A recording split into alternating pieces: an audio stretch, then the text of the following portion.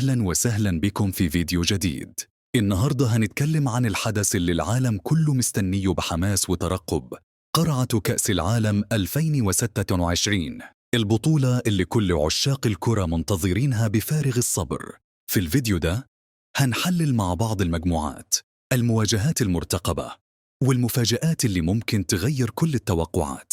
تابعونا لآخر الفيديو علشان ما تفوتوش أي تفصيلة. بطولة كأس العالم 2026 مختلفة تماماً عن أي نسخة سابقة. لأول مرة البطولة بتنظمها 3 دول مع بعض: الولايات المتحدة، كندا، والمكسيك. وكمان لأول مرة في تاريخ البطولة عدد المنتخبات المشاركة هيكون 48 فريق بدل 32.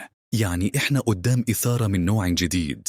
أما عن القرعة، المنتخبات اتقسمت ل 12 مجموعة، كل مجموعة فيها 4 فرق.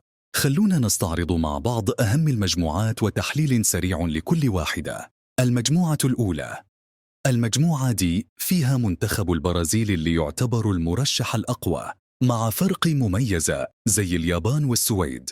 المواجهة المنتظرة هنا بين البرازيل واليابان، خاصة مع الأداء القوي لليابانيين مؤخراً. المجموعة الثالثة، صراع أوروبي خالص بين إسبانيا وهولندا، لكن ما نقدرش نقلل من فرص المنتخبات الأخرى المفاجئة. المجموعة الخامسة، الأرجنتين بقيادة نجمها ليونيل ميسي، في مواجهة قوية مع منتخبات مثل المغرب اللي أثبت قوته في النسخة السابقة. المجموعة الثامنة، ألمانيا وإنجلترا في مواجهة مشتعلة. الكل مستني المباراة دي لأنها دايماً مليانة إثارة وتاريخ. وبالطبع في مجموعات ثانية بتضم منتخبات عربية زي السعودية اللي بتنافس في مجموعة معقدة، والمغرب اللي عنده فرصة للتأهل وإعادة إنجازه التاريخي. ومن المواجهات اللي الكل مستنيها مباراة الأرجنتين ضد المغرب، اللي ممكن تكون واحدة من أهم مواجهات البطولة بسبب قوة المنتخبين. ألمانيا ضد إنجلترا، كلاسيكو أوروبي منتظر هيحدد شكل المجموعة الثامنة. البرازيل ضد السويد، لأن المواجهة دي دايماً بتكون حماسية. في كل نسخة فيه منتخبات بتفاجئنا وتكسر كل التوقعات.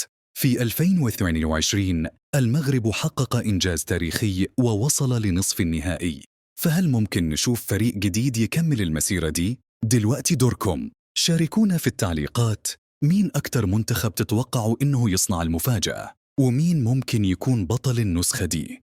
لو عجبكم الفيديو اعملوا لايك واشتركوا في القناة وفعلوا جرس التنبيهات علشان يوصلكم كل جديد عن كأس العالم.